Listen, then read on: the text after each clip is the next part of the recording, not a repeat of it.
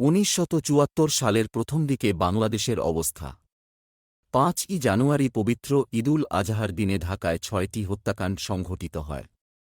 10ই জানুয়ারি তারিখে ভোলার জাতীয় সংসদ সদস্য জনাব মোতাহার উদ্দিন কতিপয় আত্মায়ীর গুলিতে নিহত হন।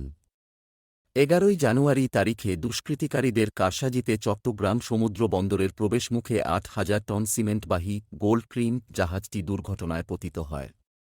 25শে জানুয়ারি তারিখে দুষ্কৃতিকারীরা নারায়ণগঞ্জের কুমুদিনী পাটের গুদামে এবং বালুর ঘাটের দুটো পাটের গুদামে ভয়াবহ অগ্নিকাণ্ড ঘটায়।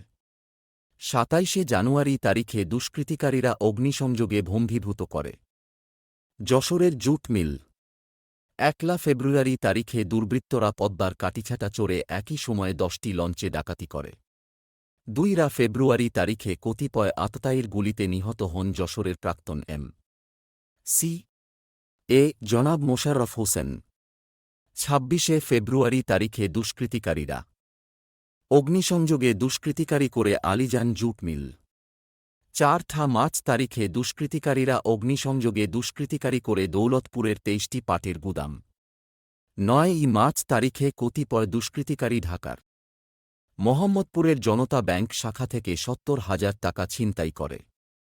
15ই মার্চ তারিখে দুষ্কৃতিকারী নারায়ণগঞ্জের একটি জনতা ব্যাংকের শাখা থেকে 3 লাখ টাকা ছিনতাই করে।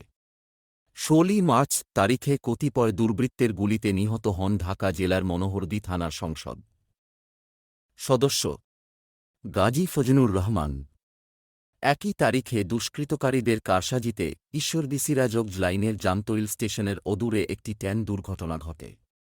22শে মার্চ তারিখে রাজশাহীর নলভাঙ্গায় দুষ্কৃতিকারীদের বোমা বিস্ফোরণে 7 ব্যক্তি প্রাণ হারায়।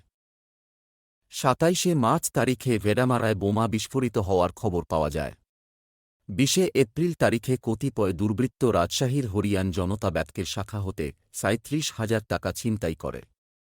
30শে এপ্রিল সাভারে 1.25 লাখ টাকাসহ একটি টাকা জালকারী দলকে গ্রেপ্তার করা হয়। তথ্যসূত্র বঙ্গবন্ধু শেখ মুজিবকে ঘিরে কিছু ঘটনা ও বাংলাদেশ। লেখক এম.এ. ওয়াজেদ মিয়া। পৃষ্ঠা নং 203।